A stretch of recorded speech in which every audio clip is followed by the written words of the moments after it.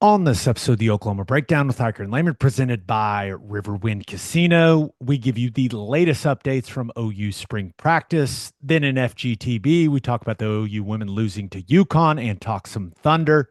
And then, of course, we give you our winners and losers of the weekend. Please download and subscribe to the podcast, rate it 5 stars, and write us a good review. Follow the show on Twitter, Instagram, TikTok, Facebook, and YouTube.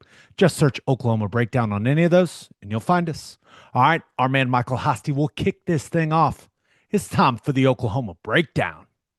It's a beautiful Monday, March 31st, and you're listening to the Oklahoma Breakdown with Ikard and Lehman, presented by Riverwind Casino.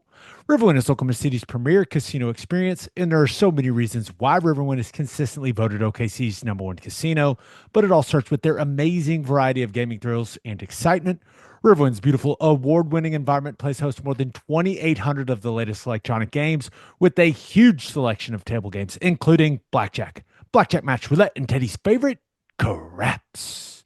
No matter what your game, Riverwind has it in spades and hearts. And to learn more about their gaming promotions and entertainment options, all you got to do is visit riverwind.com. Riverwind Casino, good times, great rewards. Did you have a good weekend, Ted? I did. I did. I had a good weekend. It I was think I think our listeners will be particularly interested in what you did on Saturday. yes. Yeah, no one really cares how my weekend went. They just want to know how's a football team look. Let's get into it. Ted, you went to practice this weekend, Saturday, scrimmage, kind of a bunch of situational work. Yeah, What the easiest way to do it, I think, is to talk about the offense and then the defense, or the defense and then the offense. Which side of the ball do you want to start with? How about this? start with Which the side of the ball controlled the scrimmage? That's the best way to do it. Let's start with the offense. Interesting. Where would you like to start the conversation, sir? I You tell me. assume You I tell assume the me. conversation starts with John Mateer. That's I think what everyone wants to know. And he looked the exact same to me as he did the first time I saw him, which is excellent. He looks really good. Um, he's really athletic. When the defense does has a have a chance to shut something down, they cover it well.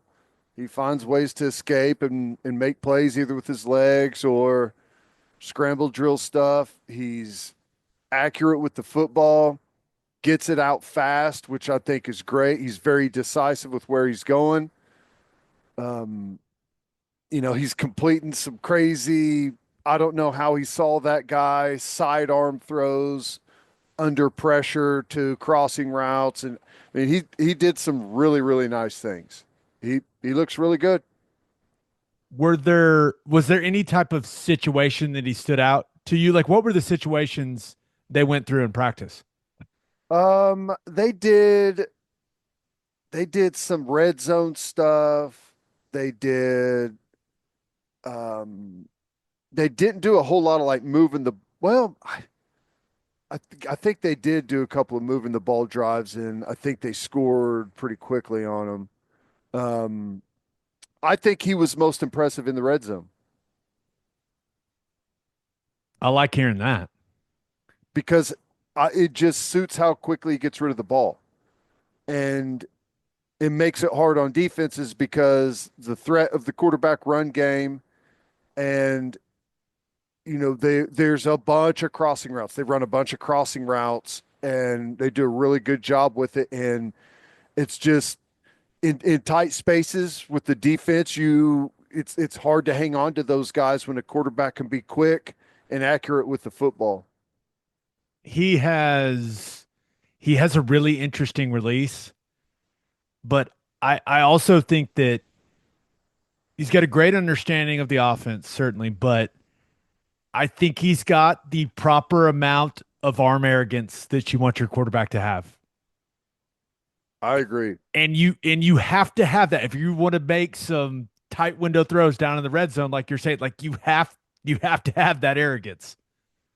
I haven't seen him make a throw where I think he should not be making that. He Short stuff looks good. Like, some off angle throws in traffic look good. Deep ball looks really good. And he is not scared to let his receivers go make plays. He looks really good. I mean, it's again, like you can't, I don't know how you quantify exactly how it transitions to the fall against SEC football teams and against Michigan. I don't know, but I I feel good about what we've got at quarterback right now. We've, and for good reason, have focused on Mateer. What have you seen from Hawkins? Because you as much as you want Mateer to come in and take over and do his whole thing, you have to develop that backup. Like he's got to be ready to go. And when went out to practice, I thought Hawkins was looking really good. Like I thought he looked better as well. He looks better physically. Did he do anything that really stood out to you this weekend? Yeah, I thought he looked good. I thought that group, I'm trying to remember with the twos, it's hard to keep up. They do so many different things and it's pretty chaotic out there, but he did look good. He made a couple of nice runs. Um, he threw a really nice deep ball to Elijah Thomas that Elijah Thomas made an incredible play on. That was really nice. But yeah, I would say that Mike Hawkins looks like he is doing exactly what you would want him to do. He's progressing along, running the offense. He's got good command of the offense, which is the other thing about Mateer that I probably like the most is the command he has over the offense. He knows it, and he knows it really well. He operates in the offense really well. Um, you know, routes like hand signals whenever the defense lines up in something, checking at the line, just like the confidence he has. He does not second guess himself at all whenever he's wanting to make an adjustment out there on the field. And I like how assertive he is whenever he's in control. Wide receiver wise, clearly we've talked a lot about how impressive Giovanni Gibson has been. Deion Burke's back out on the practice field making plays. Mainly those two guys. Anyone else really stand out to you? Gibson, Giovanni Gibson, Burks, Satania, Elijah Thomas, and Manny Choice, the other freshman. Those are the guys that stood out to me the most.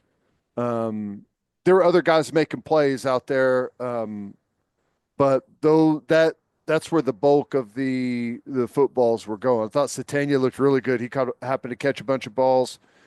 Burks looked really quick, really explosive, and Giovanni Gibson just continues to look, incredibly athletic out there. And the amount of crossers that they run in this offense, I think, is going to be great for Deion Burks.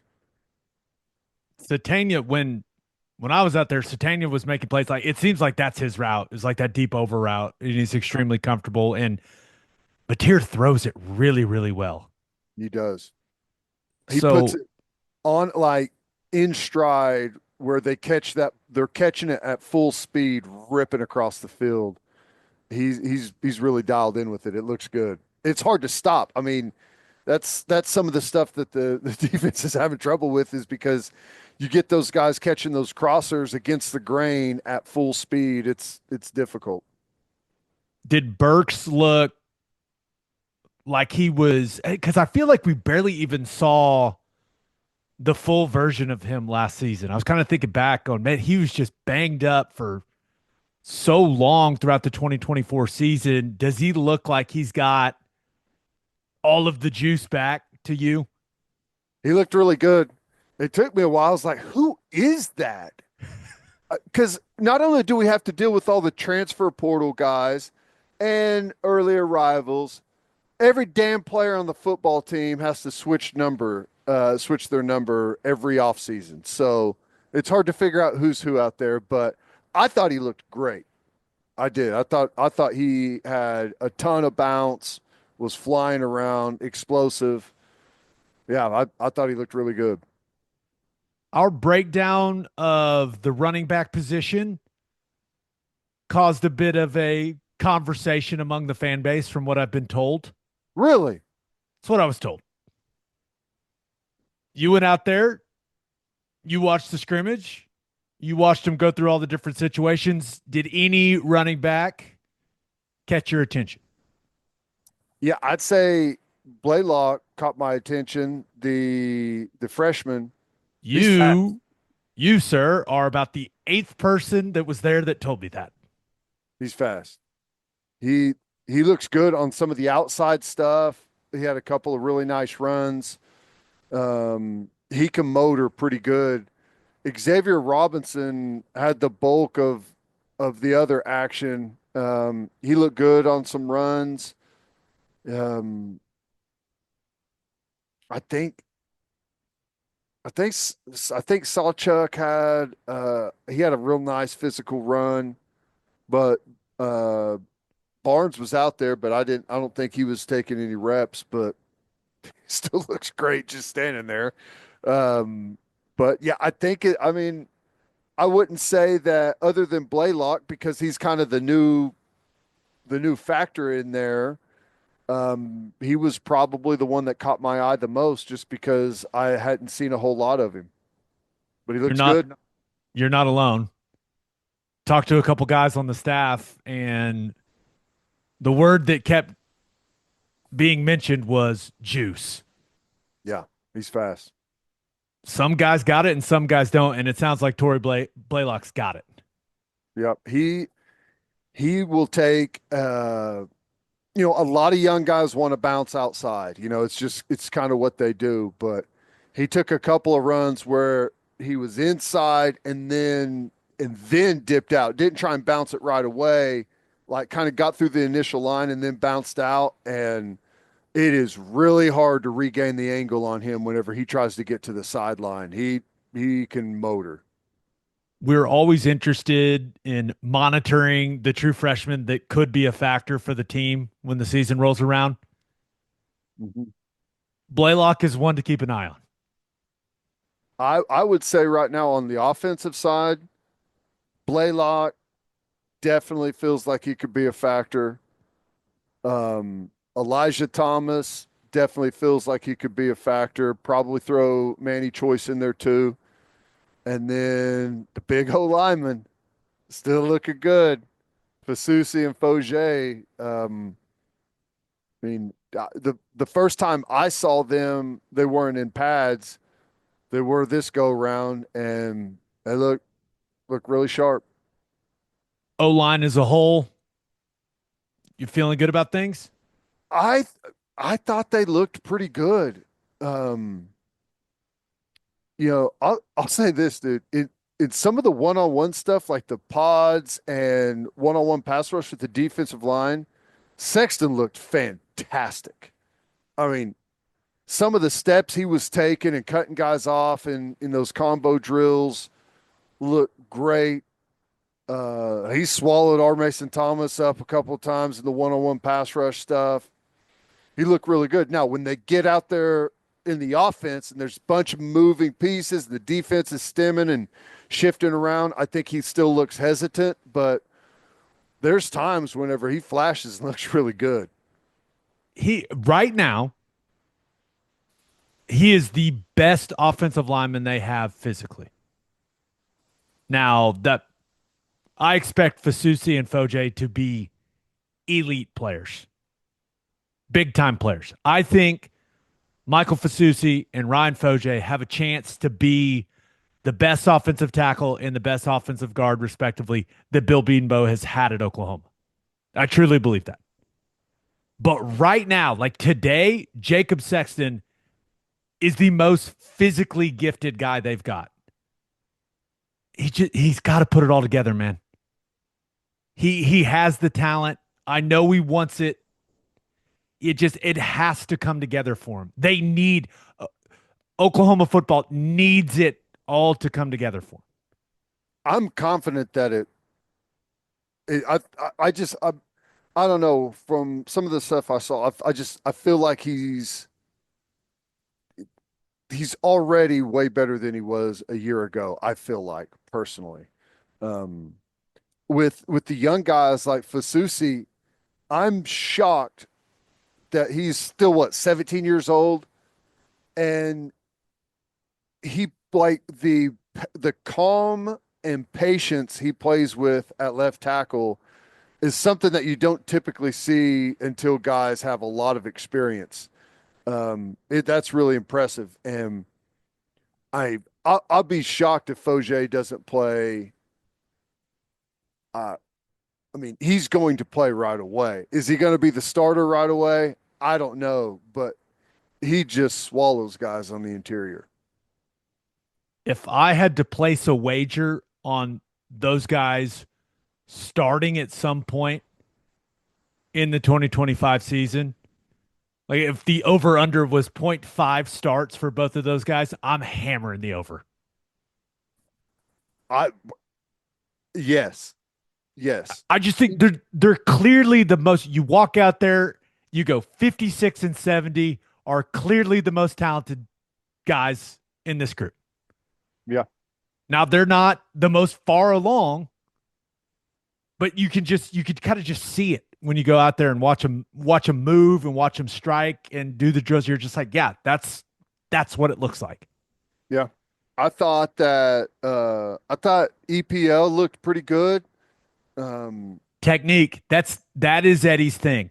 He has all the physical gifts in the world.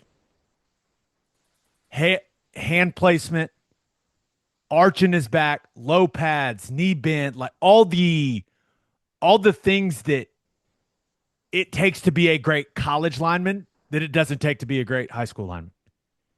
Those are all the things, like the finer technique details is what he needs. If he can figure all of that out, he's got all the talent in the world. But Yep. he's got to get better at those fine details of playing interior offensive line. And I Yep. think it's going to come. Like, you got to remember, he's a second year player, man. Like, not a ton of offensive linemen are going into their second season and starting right away. Like, it's hard to do, especially at a place like Oklahoma. But if he can figure out how to put all of that athleticism and combine it with all the technique that Beaton teaches, he can be a really good player. I still think it's going to take him a little time, but I think this summer, the rest of spring ball, the summer, I think it's going to be huge for him. Really working hard. This sounds so offensive line nerdy, but like body angles, like ankle angles, knee angles, like the way that you arch your back when you strike, when you're engaged in a block, the difference between how your back is when you haven't engaged in the block and then what you do with your hips and your back when you're engaged. I know I sound ridiculous, but like that's the stuff he needs to work on. Yeah. Yeah. He ends up weight forward too much. Yeah. Too much. And I love the aggression. I love the speed that he wants to play with, but you have to know when it's time for that and when it's time to use some technique. Yeah. I thought Simmons looked pretty good. All in all, I think the offensive line was, was pretty solid. When you're trying to watch everything, it's hard to, I did watch them in one-on-ones and stuff, but whenever they were doing all the team stuff, I don't remember any just bad guys getting whipped and messing stuff up. None of that really stuck out. So, um, all in all, I feel like that was pretty solid. I feel like the big question mark on the offensive side is tight end. Any thoughts on that group as a whole? Any individuals? Like what Will Huggins is the guy? He's kind of he felt like he was the number one, and I I thought he was solid. He did some solid things. He's a giant dude. Um, he caught a great crossing route from Mateer on one. That was one of those like underneath the defensive line throws that Mateer had. Um, Kanik was rolling with the twos quite a bit, but I Huggins looked like he was the number one tight end. If I had to gauge it and guess on it, I'd say that's your number one tight end. Devon Mitchell, Didn't see many reps until late that I saw. that's exactly how it was when I was out there a couple weeks ago. I, I don't know, man. At at some point, you got to start showing something. Yeah. I really don't know what to say. I don't know what the issue is. I don't know if it's a struggling with the new offense, can't get it done physically. I don't know. Yeah, same. I don't know. It's hard to say. I like I said, I didn't hardly see him at all until the very end of practice, and at that point, I don't think he for the plays that I saw him in, there was nothing noteworthy that stood out to me. But all things considered, I thought Will Huggins looks pretty solid.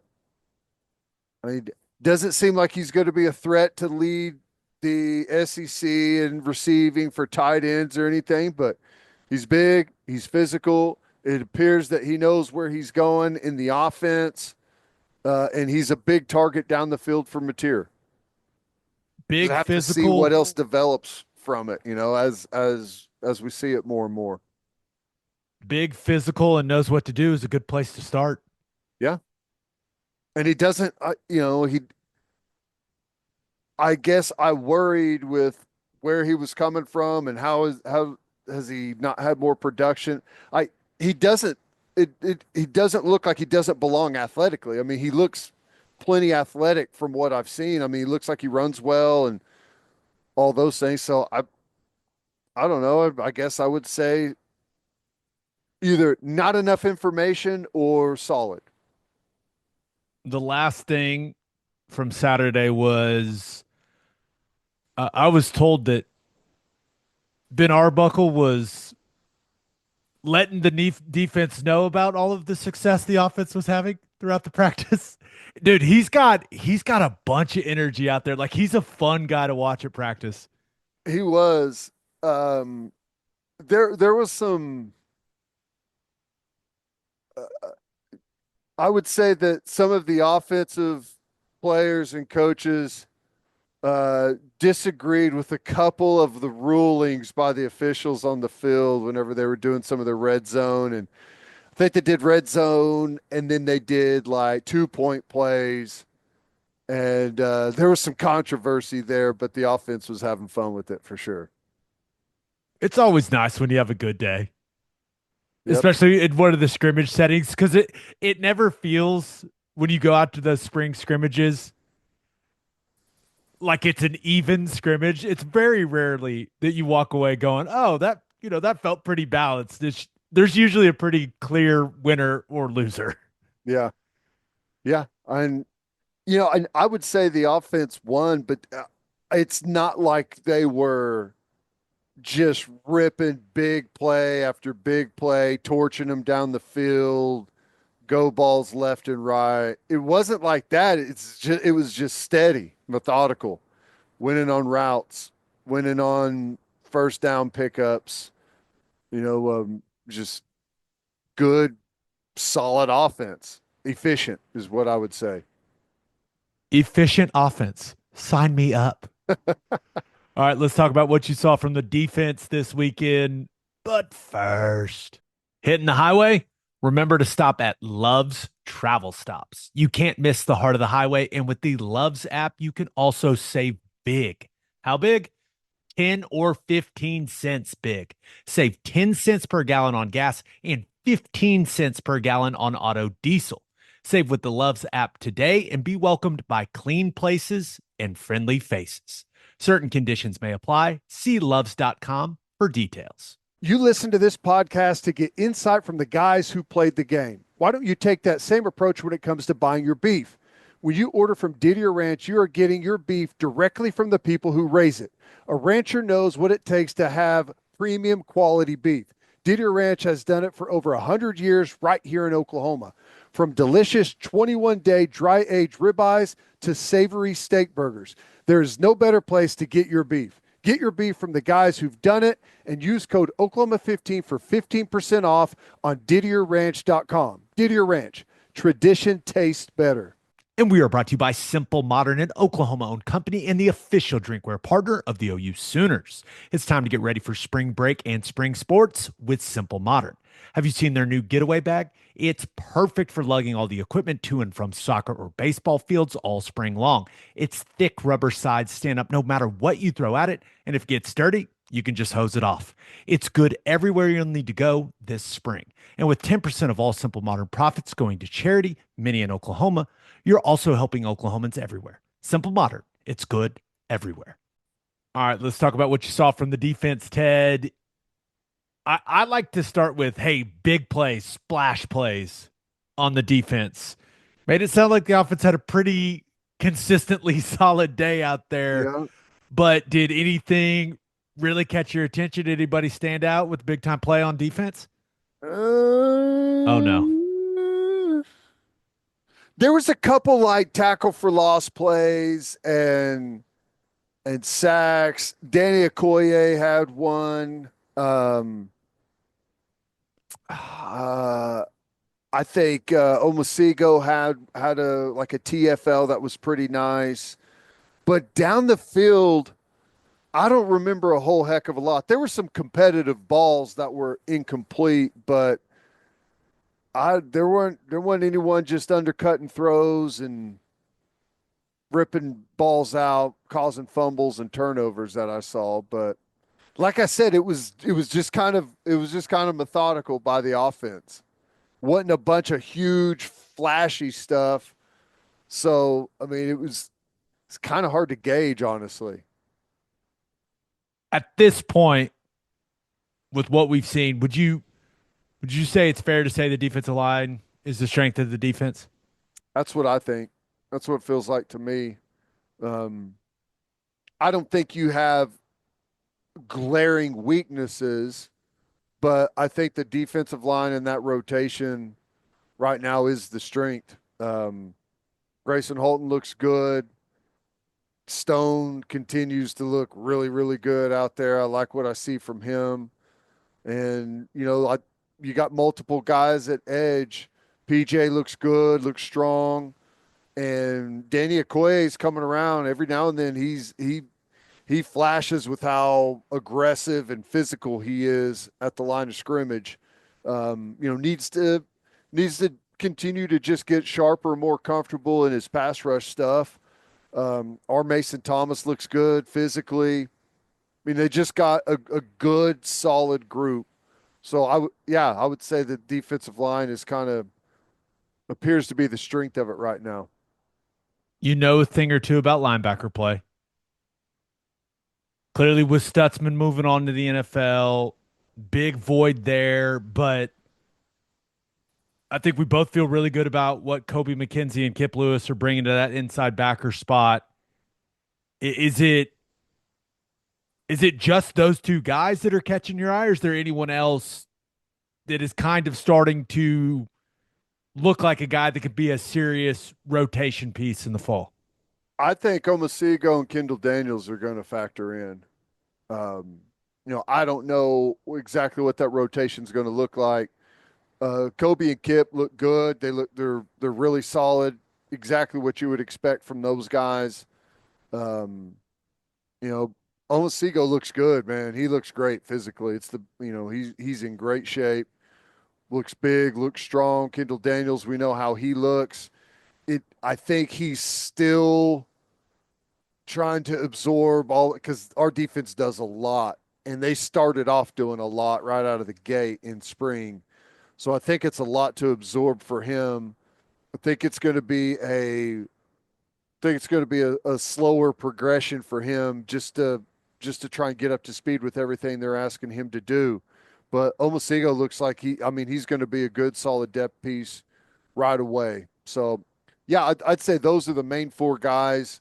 Owen Heineke looks great, like you'd always expect out there. He's big, he's physical, he can come in and play both spots if they need him to. So those are your main guys.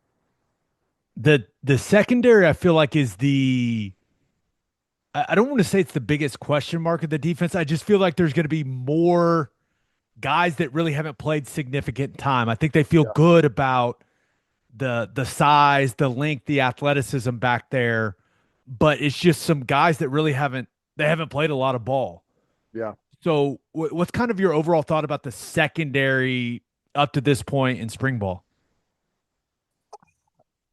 I think at corners, I think probably the biggest question mark for me. Think Jeremiah Newcomb looks pretty good there. He's super competitive. Um, you're just wondering who's going to be the guy opposite Eli Bowen. At the safety spot, it feels like it's been mainly Hardy and Robert Spears Jennings as your starting safeties for whenever I've seen them. And there's obviously a bunch of guys rotating through. Um, Powers is playing the cheetah spot. I I think they're solid, but I mean I agree with you because any mistakes are just they become massive on the back end. But I think it's a physical group. I think they tackle well, and it looks like there's a lot of communication going on motions and shifts. Sometimes it looks like a fire drill to where you're wondering if does anybody know what they're doing. But I haven't. Again, I'm not out there. I've only been to two practices. I haven't seen any bus where you got free runners down the field. I'm sure they've been there. It happens, but it feels like it's pretty buttoned up to me. Obviously, they need to get coverage needs to get tighter. They're going to have to tackle well whenever it's live and all those things. But I mean, I would say right now I feel like we're in a good spot, but it's just kind of hard to know, honestly. Think Venables is settling into his new role, this foreign role of calling plays on defense. He seems like he was, just right at home, no problems, No issues. I'm sure he was calm, very not calm, animated at all. very calm. Just he was as we've always known him. The practice I went to, I was like, that's the guy I remember. There's a couple of moments like that. Overall defense, though, I think that you lose a couple of big time players with Stutzman and Bowman, but I do think it's fair to say that the defense overall, it just look when you go out there in spring, like they look more talented Yeah, as a group. I agree. Now I hope that translates into them playing even better defense than they played a season ago. Like they played winning defense a season ago. But it's some of these young pieces that have the measurables that you're looking for and the athleticism you're looking for. Like those guys need to come in and play at a high level. Right. And if they do that, it should be a really good group. I think it's going to be I think it's going to be a work in progress. You got to remember, we're like 7 or 8 practices into spring football. And so we're like halfway through the spring. We've got summer and then you got there's a long way to go with these guys. And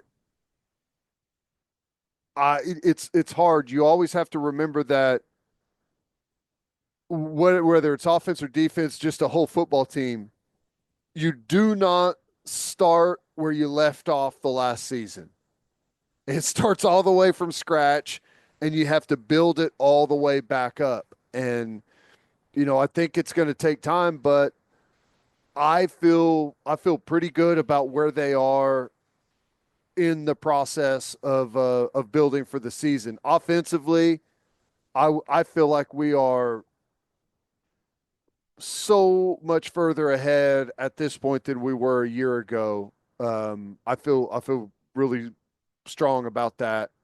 And defensively, we're probably behind where we were at this point a year ago, just because of some of the guys that you had and some of the leadership that you had there.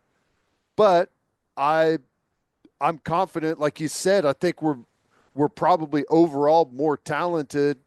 I mean, at least, we're big, we're physical, we got guys that can run.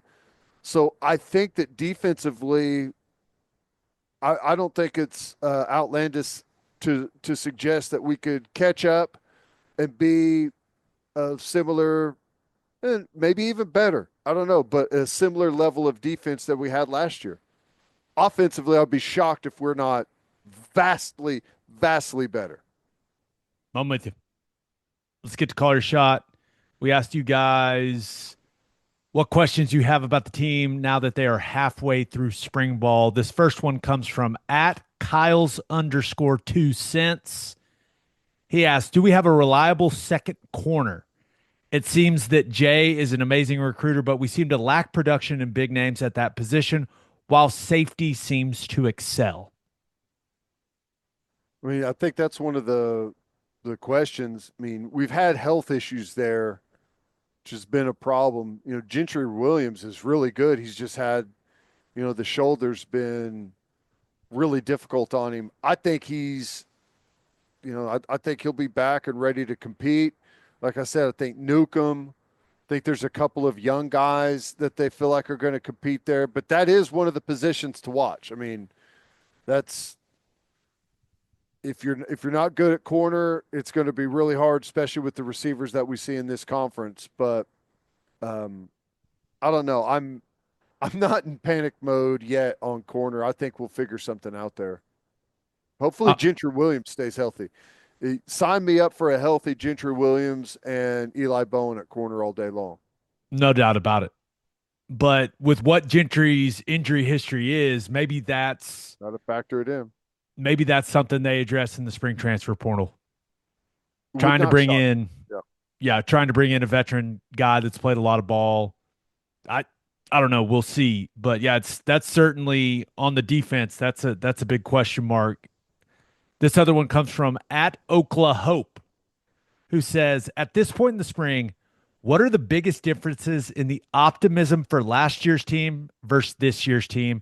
And why should we feel better about this upcoming season? I love answering this question on March 31st. Yeah. John Mateer's Well, the answer for me. I mean, I'm trying to I want I think John Mateer looks great, but he's not going to be the answer to all of our problems. He's going to make everyone better, but what makes me feel good is if you remember back to this time last year, we could almost not even practice because of the situation our offensive line was in. We had like a walk-on freshman playing center because everyone was hurt, and every play was immediately destroyed by the defensive line. And just a much more productive environment for both sides of the ball because of how much better the offense is right now than they were a year ago. I mean, Mateer's great. Wide receivers are making plays, looking really good. The offensive line is compared to where they were this time last year in a totally different position. And they've got like 3 units, and you can rotate guys in, and you're able to mix and match and move some guys around. It's just I don't know. I would say that I just feel like we're just starting off the race for a championship in a much better position than we did a year ago. I think that's fair, that's about all especially on the offensive side of the ball. That's the main point. One of the things, like, if a fan was asking me, why should I feel better about this team as opposed to last year's team? There's not been, you're not hearing a lot of the same things, and certainly when we've gone out there, not seeing some of the same things we saw when it came to the turnovers. That was the worrisome part last year. This time was the amount of times the offense was turning the football over in practice. Now, we haven't been out there for all of them, but it does seem, especially at the quarterback position, like they're taking better care of the football as a whole, which makes it easier to play better offense when you're not throwing it to the other team. Well, there's no doubt, yes. But a lot of that has to do with the position the offensive line was in last year, where the quarterback is like throwing the ball as he's getting destroyed or in the pocket constantly. It was hard to be able to work through any progressions or anything. It's just a much better environment to build a good football team right now. I love it. And Mateer looks really good. And Mateer looks great. And Arbuckle's offense is, I think they're going to be doing some better things, especially in the passing game this season. Oh, yeah. We've got several months to talk about that. Yep. All right. Well, we've got good news and bad news in FGTB. Yes, we do. A little of both. So let's get to that. But first, Schwab Meat has been smoking the highest quality meats, hot dogs, and sausages in OKC since 1912. Go to schwabmeat.com to order any of Schwab's outstanding products and use promo code OKBreakdown for free shipping on orders over $75. Schwab dogs are iconic. I like to keep it simple. Just a bun, dog, mustard, ketchup. Also, the jalapeno cheddar smoked sausage is ridiculous. schwabmeat.com, code OKBreakdown for free shipping on orders over $75. Schwab Meat, the official hot dog of game days. And head to the garage for hand smashed patties, butter toasted buns, and ice cold beer. It's the perfect spot to watch any big game. And with all the garage locations being open at 10 p.m. or later every night, it's the go-to late night spot. Visit eatatthegarage.com to find a location near you and order online from the garage in your neighborhood. Insurica has launched a new digital agency introducing Insurica Direct. Whether you're in Oklahoma or anywhere across the U.S., they've got you covered. From small business insurance and health insurance for your employees to insurance for individuals like home, auto, and even Medicare supplements. Insurica Direct's got it all. Start your journey today at insuricadirect.com. Remember, at Insurica, we specialize in you. All right, time for football, guys talking basketball. Let's start with the OU women. What an unfortunate way for a tremendous season to end.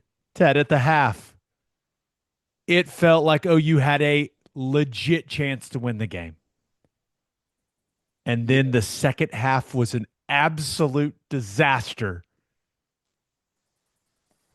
Great season, but horrible second half against UConn. Dang it. It happened so fast. We were at a friend's house watching the game, and I feel like I walked outside, grabbed a beer, and came back and was like, what happened to the basketball game I was just watching? And I know it wasn't that fast, but it kind of felt like it. I mean, they were fighting, competing in the first half, and then, some turnovers, some bad turnovers, and they were turning it over even in the first half, and they were winning the game. Like, if they would have been able to reduce some of those, and I know they've turned it over like crazy all year long. And when Jenny Baranchek came on the podcast, she kept bringing it up. Yeah. But some of those in the second half, like, even the announcers were like, what are they doing? It kind of unraveled on them. Well, even the one right before halftime. yeah, it was there were some real tough moments in there, but then again, UConn was burying everything they looked at. It felt like in the second half. As much fun as Peyton Verhulst's second quarter heater was, Paige Bueckers in the second half was better. Yeah, Coming into the game, you knew you had to slow her down. You knew you had to say she's the star. The old saying, you got to cut the head off the snake. That did not happen. 40 points is a lot of points. There's been a lot of great players for UConn women's basketball. A lot of them. Gino Oriama's had some studs over the years. And no UConn women's basketball player has ever scored more points than that in an NCAA tournament game. that's pretty crazy to think about. Yeah, That's unfortunate that it happened against our squad. right. Dude, she was unbelievable in that second half. Could they have done, I guess, a better job trying to guard her and double team her? Sure, but some of the shots she was hitting, you were just like, okay, Yeah. touche. What are you gonna do? Well, I was hoping that Reagan Beers was going to be able to get going a little bit more. Am I crazy? Is this just the fan in me? I felt like she was getting assaulted every time she had the ball. I thought the third quarter they were letting a lot go. Yeah. For sure. There's no doubt. I thought over the last couple of games that Reagan Beers looked worn down to me. Yeah. I did not think she was running the floor particularly well. I did not think she was. Did she roll an ankle or something? I don't know, but Had a she hard time looked getting up. off in the last couple of tournament games Yeah. compared to what we saw from her in some of her best stretches through the season. And I know that UConn's got great athletes. Like, I understand that, but I don't know. She only had 10 points. She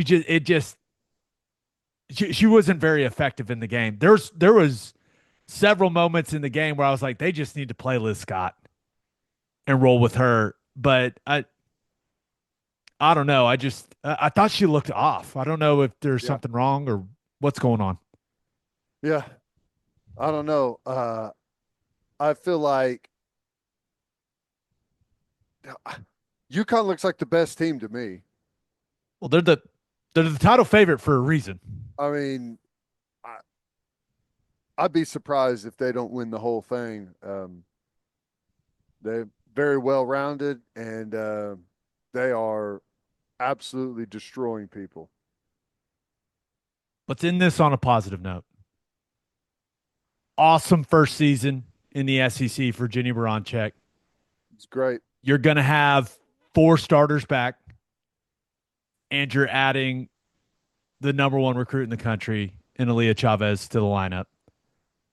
They're probably going to be preseason top 5. Yeah, and I imagine they continue to be more and more on the radar as a portal destination. You know, I don't know how much of that they're going to be doing. I'm sure it'll be somewhat of a factor, but even though that you took a tough one against UConn there, it still feels like the program's got a ton of momentum. Next year for OU women's basketball, it feels like I feel like programs at different schools at different points in time with the way that this whole thing operates now, like you pick your years to go all in. Kind of like Ole Miss football did last year. Yeah. Where, okay, hey, this is where, we're taking a swing at it this year. Now it didn't go the way that Ole Miss football wanted it to go. Ohio State, it went the way that they wanted it to go. But I feel like next season could be one of those, let's take a big swing. Yeah. And try to win the whole thing for OU.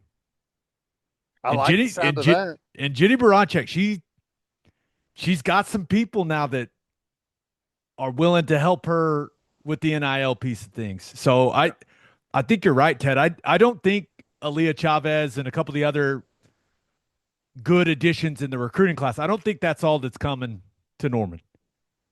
I think they're going to go portal hunting a little bit Yeah, I and like take a that. swing at this thing. Or at least I I like hope they do, man. I do too. It's fun to watch. That's for sure. OU men's basketball. Kevin Willard was hired by Villanova. Porter Moser was not.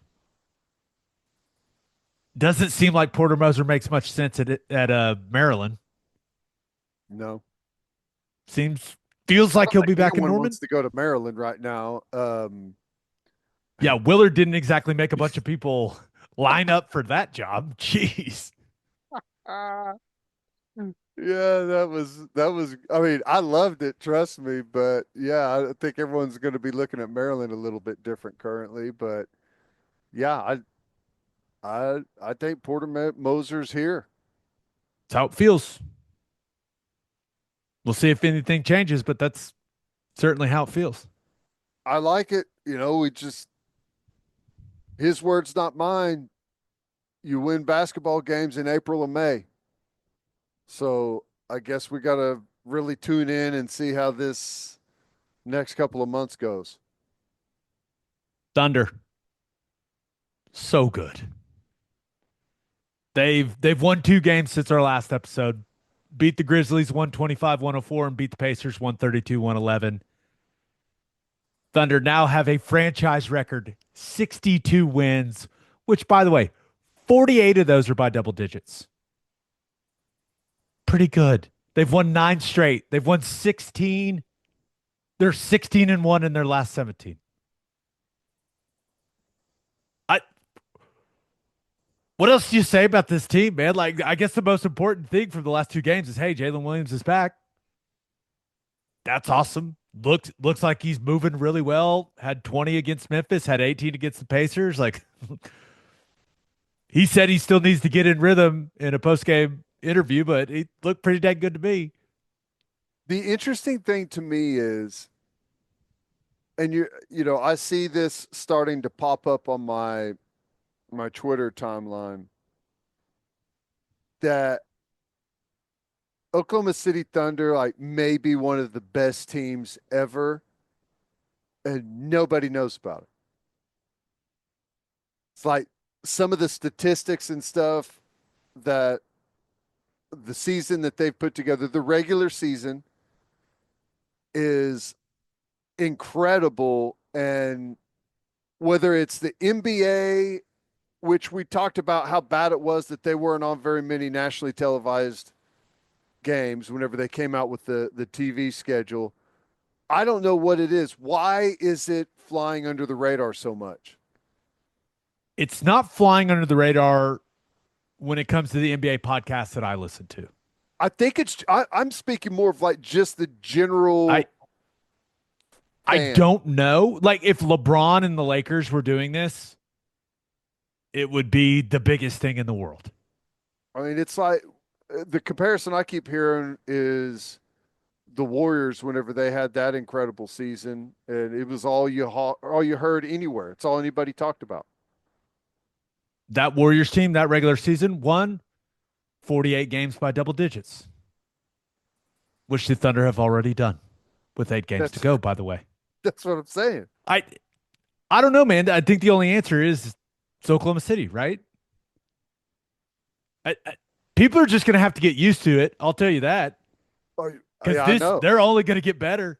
Like, this thing ain't slowing down it's just not. But I think that the people that truly cover the NBA, they're talking about Oklahoma City a lot. This is something I was thinking over the weekend. As the Thunder continue to do these like historically good things from some of these metric standpoints, I really miss Zach Lowe, man. I loved his podcast. I loved watching him on ESPN's NBA coverage. I feel robbed that I am not getting to hear him just glow about the Thunder as we go through this amazing season. It sucks. Like I want Zach Lowe back in my life. Come back, Zach. I need you. I need you to talk about why everyone should be talking about the Thunder and not the Lakers and not the Warriors and not the Celtics. I feel like Zach Lowe would be the guy leading that charge day in and day out. And he's silent, man. I don't know if it's a contractual thing. I'm not entirely sure what's going on there, but I want Zach Lowe's basketball analysis back in my life, and I want it now because I know he would be giving this Thunder team the praise that they deserve. Well, it's coming. I mean, they just keep winning, and you know, I guess a lot of people are going to dismiss you until you go win a championship, and that's probably what it's going to take. Isaiah Hartenstein left the game against the Pacers, didn't play in the second half, left hip soreness. I'm hoping that's nothing. Hmm. Shea in the two games, we're still on MVP watch. In the two games, he had 70 points, 14 assists, 10 rebounds, 4 steals with 0 turnovers. I mean, are we on MVP watch, or is it just an absolute all-time travesty if he doesn't win it? I think there will be an uprising because Jokic is incredible. The guy's incredible. Anyone that watches him, like he's incredible. Did you see that ridiculous half-court shot or longer than half-court shot? It was so graceful. Someone called it like the 64-foot Euro step or something. It was It looked sweet, man. Like he does that stuff and you just go, wow. But Shea is the leader of the best team in basketball. Like, since when do you not reward that? Isn't that the definition of an MVP? Yeah, well, yes. I mean, that's like the baseline if he didn't already, like all the other statistical anomalies that he's put together this year on top of that. Yeah, and by leader, I mean, yes, the leader of the team, but also the leader in all of the statistical categories. You know what I'm saying? His scoring stats are funny, like how much he leads by, where he ranks is, just through three quarters, where he ranks without shooting threes, where he ranks without free throws. That's pretty impressive. Last Thunder thing I want to hit with you, Ted. Watching the Memphis game, and the Thunder have done this several times this year, and you're usually good at coming up with nicknames, so I'm going to rely on you here. Hmm. I think it was 99-99 with about 7 minutes to go against Memphis. And Memphis didn't have Ja Morant. I get that. But it was one of those stretches from the Thunder where they just get stop after stop after stop, and they can't miss a shot. It's just like the best word for it is an avalanche, but that's not Thunder themed. That's not Thunder related. Like we need to come up with a term that we can apply for when the Thunder has those moments because, dude, it was a 15-0 run in the blink of an eye, and that game went from being super tight to over. So I need you to name what are we going to call those stretches for the Oklahoma City Thunder? A micro burst. You know what that is? Yeah, I The think that's going to weather, be a little niche for Oklahomans. probably. I was just thinking, like, does It's it have to be thunder related, like weather? it feels like it does. No, it doesn't. But it like avalanche is the best term, Right. but that's not thunder related. That Doesn't doesn't feel apply. thundery. When the Cavs do it, I've seen Worldwide Wob call it the Cavalanche, so we can't take that. I mean, the run was so good that Memphis fired their coach. I mean, see you, Taylor Jenkins.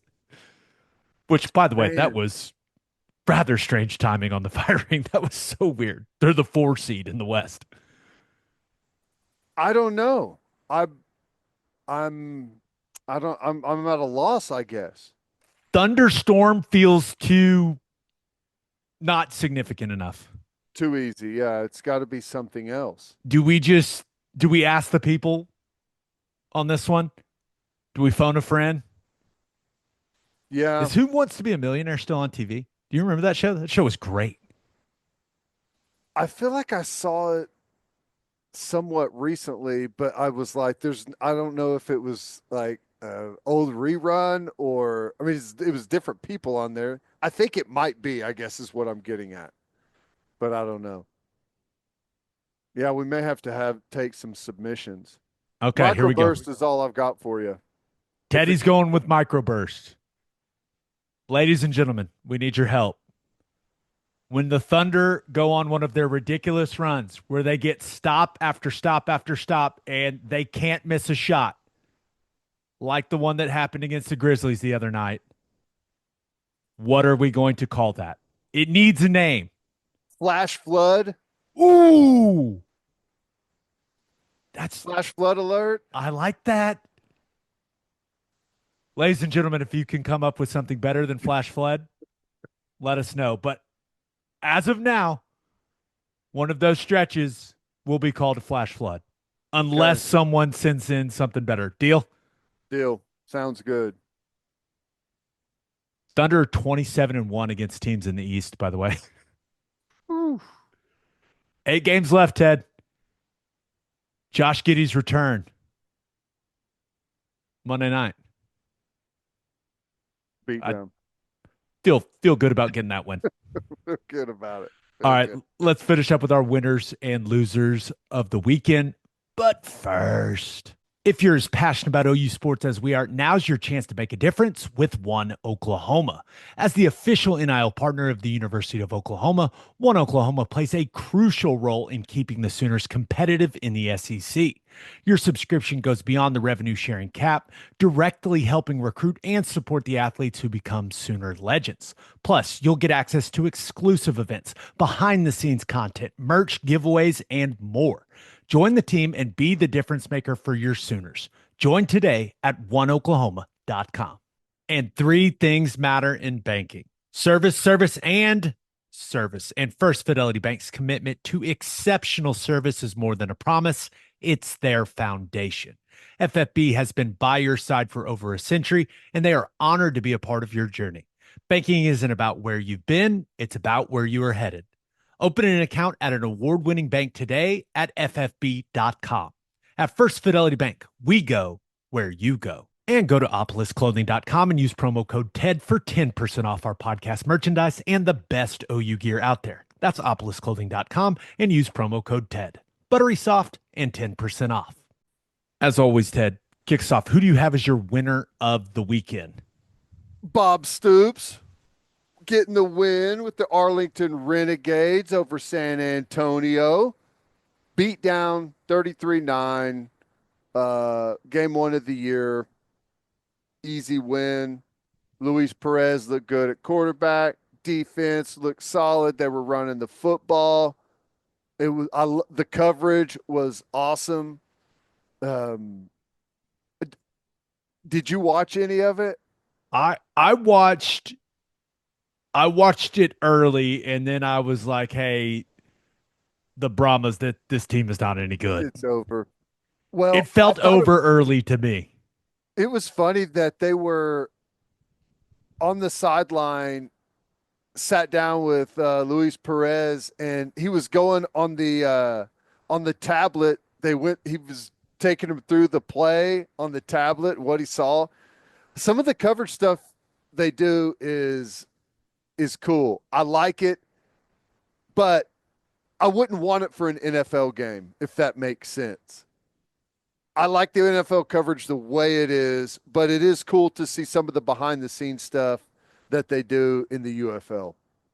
Hold on. You're telling me you wouldn't want Baker to walk you through, like, let's say Baker throws an awesome touchdown pass. Mm-hmm. You wouldn't want Baker on the sideline to walk you through it? No, I don't believe you. it Cheapens isn't the right word, but I don't know.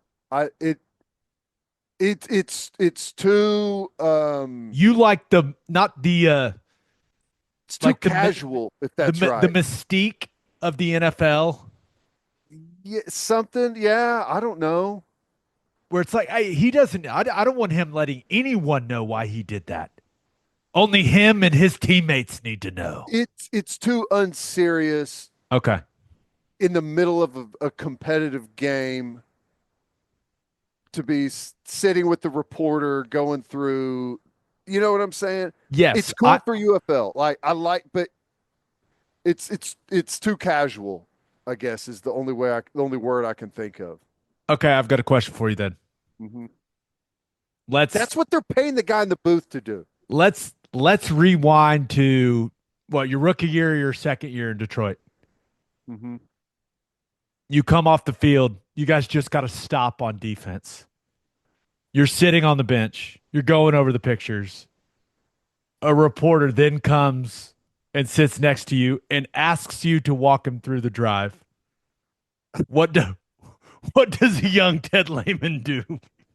Well, uh, if that was like not a thing and that was outside of the like what people were doing, I would have probably lost my mind. But if that was like a new thing, hey, they're going to come over and ask you like what went on, I probably would just get up and walk off. In my head, as I was asking the question, I thought the answer would either be almost fight them or just not say anything. So yeah, that Yeah, those are the two scenarios. I I hope Bob has a great season with the I Renegades. did We too. need to go to a game. I know. I agree. Let's pick one and we'll go. We need to check out their schedule, but yeah, I I still haven't been to one, but I've watched most of the games that they've played all the way back from when they started. It's I've fun. watched out of all the was XFL now UFL stuff. I've definitely logged the most Renegades hours for sure. Yeah, it's cool. I like it. I like their quarterback, Luis Perez. He's got a great story. You just don't like when he tells reporters what he's thinking. I no, I do like it. I like it for the UFL. I don't I don't know. Keep it in the U. It's their thing. Would you like it in college football? No. Interesting. I think I'm with you. I've been sitting here thinking about it. I don't want reporters in the game. I like the coach interview before halftime. Like that's all I want. Let the color analyst on TV do it. Now that I'm thinking about it, it would probably be no, we would definitely send Plank. We wouldn't send me. Plank would be much better suited for that than me. But like if we could do it for the radio broadcast, I think that would be cool. But I think you just said we wouldn't do it. You would vote it down. We'd be yeah, absolutely not. I feel like Well, I'm thinking about this too much. I don't I know think why. I don't think. Hey, what happened there? I just whatever. I broke to the corner and I put my hand up and was hoping and he saw me. And is yeah, that's one thing. But like to sit down and go bring the tablet up and like run through the play a bunch of times, that's totally different. Only in the U. Like a quick comment on the fly, I'm fine with. Catching a guy as he's jogging to the sideline. What happened there? I don't know what happened. I just threw the ball touchdown, whatever. It's amazing. That stuff's fine. Maybe we can work some of that in to the Yeah. broadcast. You just need to start doing it until someone tells you to stop. I You have a know how feeling that would be rather quickly. everyone's gotten used to the guy with the camera running out onto the field, to get the shots? Just do it with the microphone. Everyone's used to those people being out there now. Well, we always have our preseason Meetings, radio meeting. throw it in there. Yeah, we'll just worst they could say is no. Who do you have as your loser of the weekend? I had to go with the Diamond Sports. Uh, I I knew when we lost both series, I, I knew something was up when the Renegades were winner of the weekend. Let's just be real. I mean, Yeah. just not a good Sunday on the diamond, Ted. It wasn't. It was tough. It was tough. Yeah, Tennessee, they came in, they got a good pitcher. They got it done on Friday night and then closed it out on Sunday. Uh, Close game. Sooners had the lead. They were cruising early. They were up 3-0, I think, and cruising, and then had a bad inning and it just couldn't climb back into the thing. And then for baseball, uh, I mean, somewhat similar. They got a run on early, and then it gave up a couple of big runs, and then tried to claw them back in. They had a couple of different rain delays, but just came up a little bit short. Made it a little interesting late. A They did. couple of innings there with a couple runs, but hey, we knew when OU was going to the SEC. Obviously, the first thing we thought about was football, but we knew that it was going to be a lot different for baseball and softball. And I think this is just something that I'm not going to say we're going to have to get used to it, especially with the softball piece, but this is a really, really competitive league in softball and baseball. Yeah, And I think ultimately both the baseball program and the softball program at the end of the day are going to be much better for the competition throughout conference play. yeah, Like I think OU softball is going to come out as battle tested as they've been heading into the postseason this season. And I know they've got all kinds of new pieces, but I truly believe that. Like losing a series ain't the end of the world for Patty Gasso. Like we've seen how has used that type of stuff in the past. I don't expect this year to be any different. totally agree. Not worried about it. And to be honest with you, I kind of sensed it coming with this Tennessee team. Um, but you heard her in post game. We're not good enough, and that is usually a pretty motivating factor for her team whenever she says that. So I've got no worries about them bouncing back. In baseball, it was. I mean, there's no shame in losing a series 2-1 at Alabama. Alabama's playing really good baseball right now. They got two of the best hitters in the entire game. Their shortstop LeBron is incredible. He drops bombs. He's great defense. He's a superstar. But I think we're going to be just fine. But they were close to pulling off the series win. But I think we got LSU coming to town this week. Get your ass to the ballpark. I have a feeling people will be there wearing That'll be a good crimson one. and wearing purple. Yeah. Toby said so far through three series, Eldell Mitchell's been the best environment that they've played in. I love hearing that. Well, I would expect that to continue with the Tigers coming to town. I do too. My I will only be other there. my only other thing for baseball is how can OU baseball do weird things with the bats like the Yankees are doing? Did you see that thing?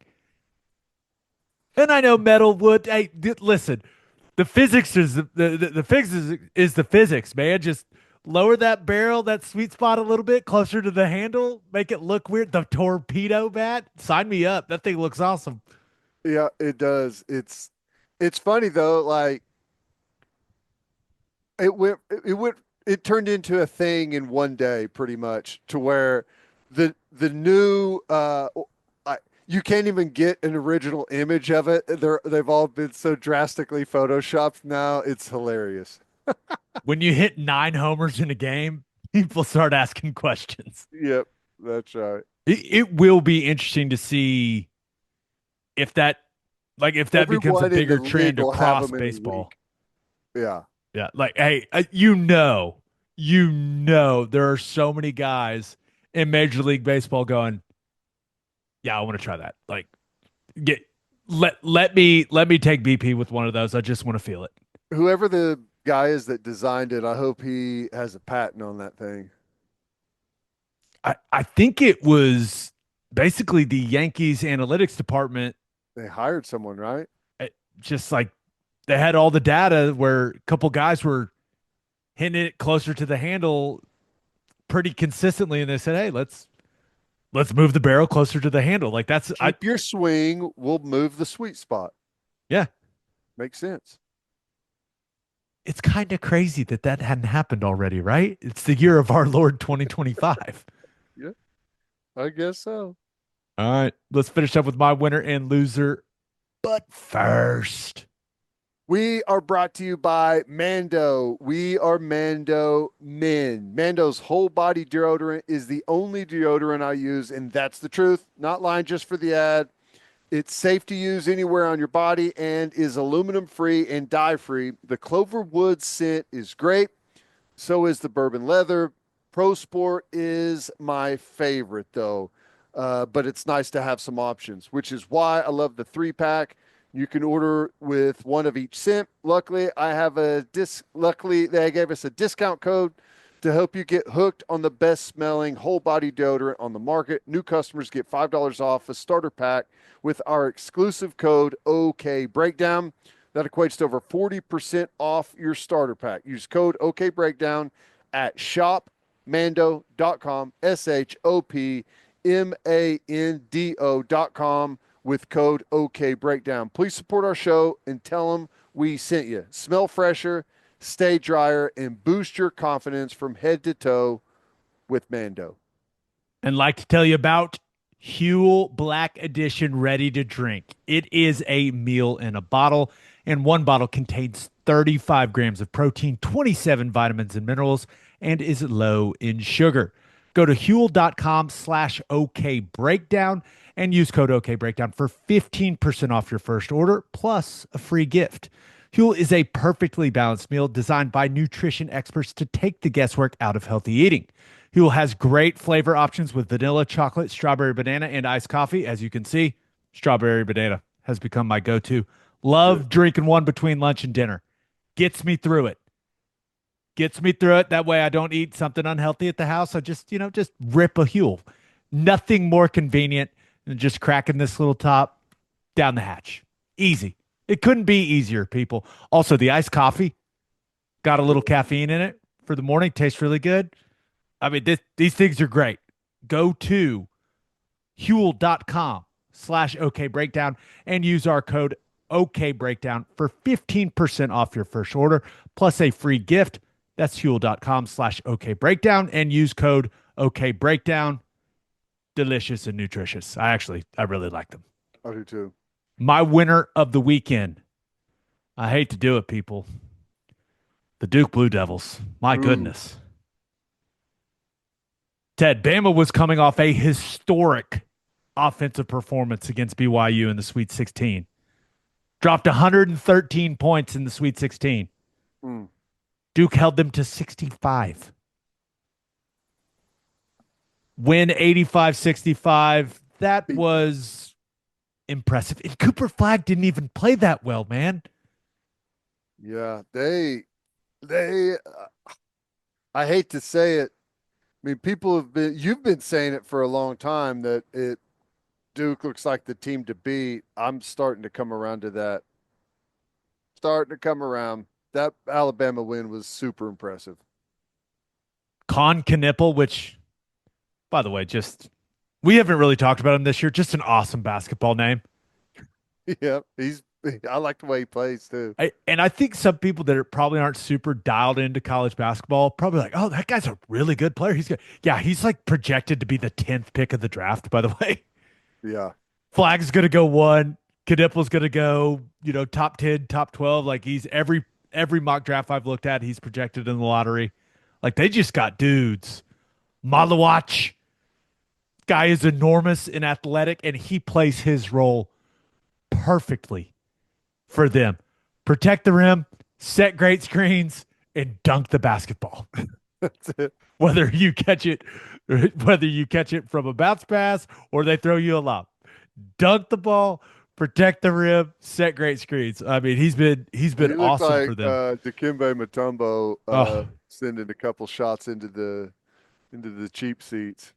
I thought the most impressive thing was, Flag did not shoot the ball particularly well. The offense isn't what stood out. Like they were great defensively. Mark Sears looked miserable for Bama. Like coming off just an incredible performance in the Sweet 16 game, and he was having to work even to just get a shot up. And I know he's not a big guy, but I thought Duke did a great job taking essentially the way that Bama wants to play away. Yeah, That's good coaching, and clearly they've got like 6 NBA players on their team. That helps too. they're crazy good. I just still can't wrap my head around how physically mature Cooper Flag is for that size. And he's been that way for multiple years, and he reclassified. Andy's from Maine. And he's from Maine. Who It's can hoop that strange. well and is from Maine? I don't know. I, He's impressive though. they're really well coached. John Shire deserves credit. Like watching them play on offense, like go and watch some of these other college basketball games and then go watch Duke, like all the movement, all the cutting, the way that they share the ball, but also the way that the guys can go in isolation because they're so talented. Like Tyrese Proctor may have been the best player on the floor in that game. Yeah. Dude has an absolutely pure jumper. But it's just, I know it's Duke, man. I get it. It's a really enjoyable brand of college basketball to watch. I mean, really, really enjoyable. Still you still Give me Duke, dude. Yeah. yeah. Hard to argue with that right now. I, and we'll see. But what, Houston? I could Houston just take them into the deep water and make it as ugly as Maybe, possible? maybe, Maybe. but doesn't feel like it. Duke's opened at a 4.5 point favorite in that game. I Yeah, I mean it is All 4 1 seeds, by the way, in the Final Four. yeah. It is a Ultimate chalk. contrasting of styles, and I guess you'll see who wins out, but I have I thought I picked I thought I picked Florida to win it all. Turns out in my bracket I picked Houston to win it all. And I don't feel good about that matchup right now. You got a chance. Maybe Duke doesn't shoot it well. You never know. Never But know. hey, John Shire, dude took over for Coach K after playing for him, winning a national title, and then coaching for him. Like, I can only imagine how much pressure he felt once he was the guy. It's not easy, man. And he's got the old alma mater back in the Final Four. Well, yeah, but don't you feel like the pressure's just now starting? Like I'm sure that you thought, okay, well, you're in the Final Four, but then it's like, well, how could you not win it with this team? You better win it with this team. You know what I'm saying? Like, I don't think the pressure will stop until you actually do it. I think that's the best pressure to have There's ever. no doubt. Like, There's hey, no you've doubt. got the best players and you're already in the Final Four. Okay, yeah, sign me up for that pressure every day. No doubt. He also seems, I don't know, like, I remember him as a player. I do not remember him being as handsome as he is now. I don't know what's going on there. It seems like he's getting better. Like, I have no problem admitting when a guy is good looking. It seems like he's getting better looking. It's strange. Some guys get better looking as they age. He's one of them, undoubtedly. Got the squad in the Final Four, looking good, doing it. Good for you, John Shire. He'll My look loser of the better after weekend. that pay raise he'll get after they if they go win a title too. I I do wonder if he's going to be an NBA coach. I, I think that's. I don't know if you would ever leave Duke if you're him. If you got Duke rolling, I don't think you leave Duke. Right. The NBA is a little. You're dealing with a little more there, even though college is what it is now. But Turn into somewhat the same thing. But we just saw Taylor Jenkins get fired right before the playoffs when he's got his team right in the mix. Sure. I still get I looked at my phone like 3 times when I got that alert. I was like, wait, what? So weird. All right, my loser of the weekend. The FBS Oversight Committee. I'm disappointed in them, Ted. I know it. They denied Colorado and Syracuse's request to conduct joint practices against each other this spring. Now, I don't know if they were actually going to do like true NFL preseason style where you do 2 practices and then you play a preseason game. Like, I don't know if Deion Sanders and Fran Brown were going to be able to pull that whole thing off, but they should be able to practice against each other if they want to practice against each other, especially when you see the 3 reasons that the committee gave for denying the waiver. Reason number 1, late timing. Some teams have already finished spring practice. So if they wanted to do that, they couldn't because they're already done. Okay. Second reason they gave, recruiting advantage. Because just like the previous point, some teams have already finished their spring practice, so they couldn't do this. So this is a recruiting advantage somehow for Colorado and Syracuse.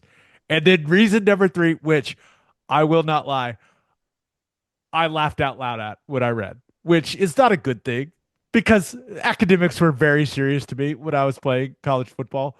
But the third reason that they gave for denying the waiver, concern that the players missing classes for the practices would affect their academics.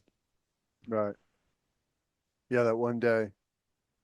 Yeah. The 2 days, the semester's down the drain for the 2 practices. Yeah. Meanwhile, baseball oftentimes misses Tuesday and Friday. At least maybe they leave on Thursday. I don't know. They miss all kinds of time. That one's ridiculous. The recruiting advantage is, I mean, it's so funny to me because how much did Ohio State pay to players in NIL this year? They won a national championship. 30 million? I don't know. 25, 25? Put a number on. 23. What's a bigger recruiting advantage?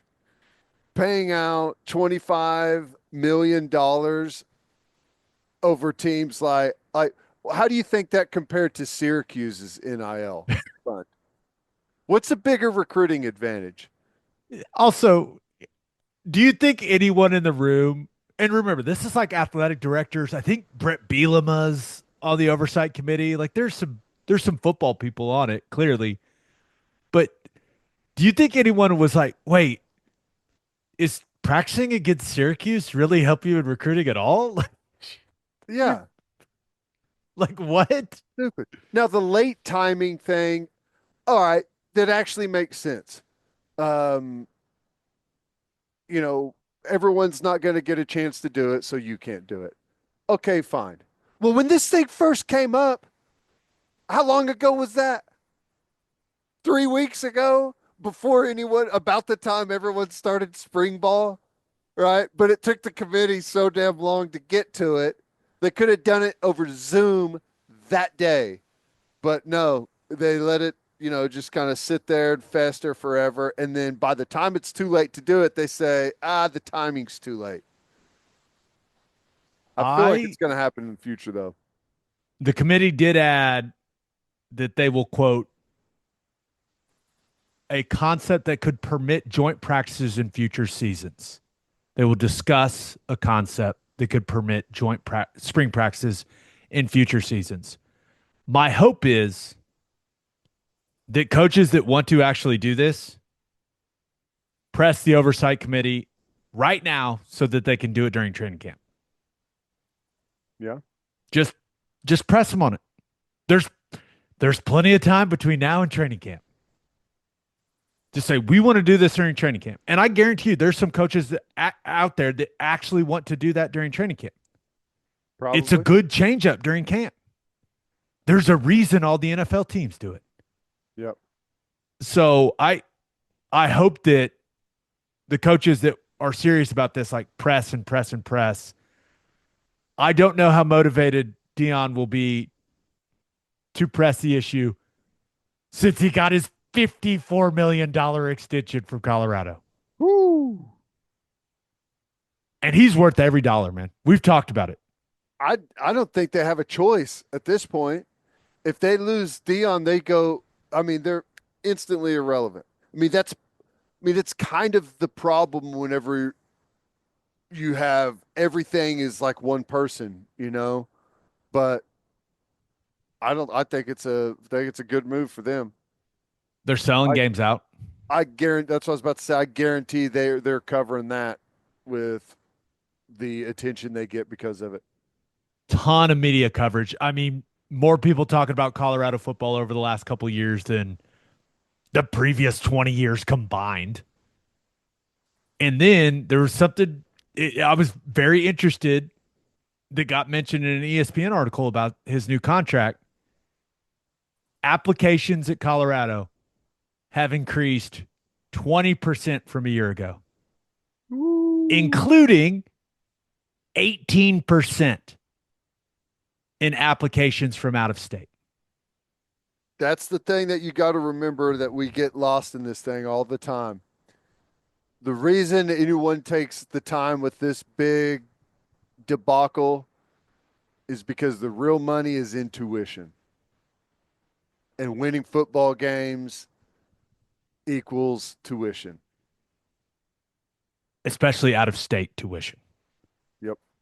So Deion is incredibly valuable to Colorado, which is why he has joined an exclusive club of college football coaches that are making more than $10 million a year. Kirby Smart. Yes. Ryan Day. Mm-hmm. Dabo. Steve Sarkisian. We don't have the actual contract, but we all assume Lincoln Riley.